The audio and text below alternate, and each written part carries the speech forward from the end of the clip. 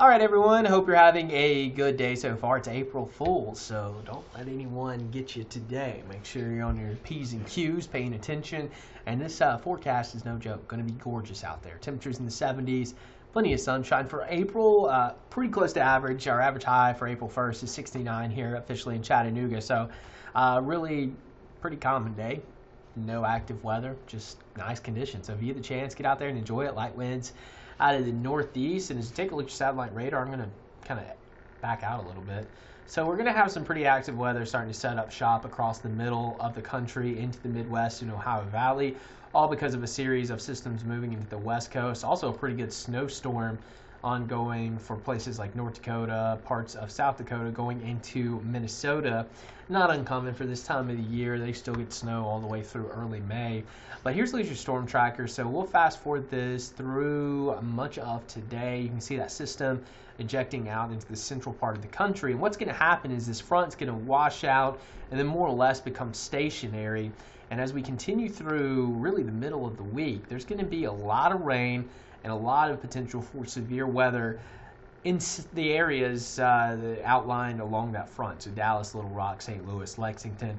And notice all the way through Thursday, most of that active weather is going to stay just to our north and west. And this is the American model, but also the European and all the global models are keeping a lot of this activity to our north and west, which means we're generally going to be on the dry side and temperatures really going to bump up, while places like Memphis up through Kentucky are just going to be dealing with wave after wave after wave of heavy rain and storm potential. So they're certainly going to have some major issues out there, not only with flooding, but with the risk of severe weather as well. And even through Thursday evening, the front tries to get a little bit closer to us, but the high pressure that's located just off the eastern seaboard is going to help to deflect a lot of this and keep the pattern relatively stagnant, at least for the next several days. And through Friday morning, that front lifts back to the north, and more active weather breaking out across portions of the Ohio Valley down into the plains. Now, eventually, that front will accelerate. Low pressure finally gets going later this weekend, and by Sunday morning, it'll move through our area, giving us a chance of widespread rain. But before all that, there's going to be severe potential across the plains today. So Oklahoma, Texas, up through Chicago, Omaha. But look what happens as we get into your Wednesday. That transitions to places like Little Rock, Lexington, St. Louis. That's a level 3 out of 5 risk as far north as Michigan. Damaging winds, tornadoes, all going to be possible. Some of tornadoes could be strong depending on how all these storms kind of break out. If we get the supercellulars, development, certainly could be some strong tornadoes in these areas. Now, I do want to note that we are located in a marginal risk in that dark green shade. It's a conditional risk. Again, I don't see a lot of storm activity tomorrow, but if that front gets a little bit closer and we can get enough lift, there could be a strong storm or two. Not going to be anything widespread and not anything worth issuing a storm alert weather day, in my opinion, just because I think a lot of us are going to stay dry tomorrow. But I just want to let you know, if something does pop up, it could become severe with strong winds. So we'll keep an eye on the radar, but I'm not expecting much. Thursday, that threat along the frontal boundary is still situated mainly to our northwest. Once again, conditional threat for the Cumberland Plateau. If we can get a few storms to develop, they could become strong, but I'm not expecting much. I expect most of our area to stay dry Wednesday, Thursday, Friday.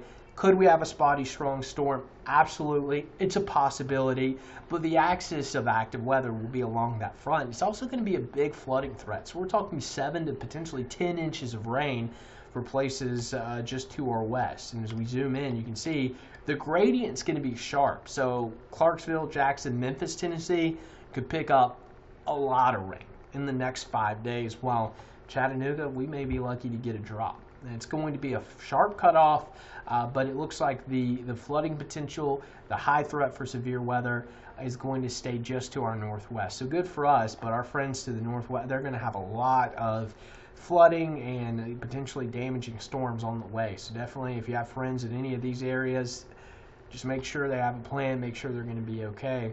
And we'll watch this closely, because if the front does waver a little further to the south and east, one of those days we could have higher chances for storms. So just keeping an eye on it for now. Not expecting much, but again, don't be completely caught off guard if we get a strong storm or two. Can't rule it out. Flood watches are in effect from Memphis to Nashville up through Lexington, including the Ohio Valley all the way down to the Mississippi River from just south of St. Louis into parts of northern Mississippi. Again, you can see exactly where the front's going to be located. That's where you're going to see a lot of the flood potential and threat for severe weather. But for us, being on the eastern side of this, it's going to be relatively dry and hot. I mean, 88 Thursday, 89 Friday, 88. Most nights, it's possible we hit 90 degrees.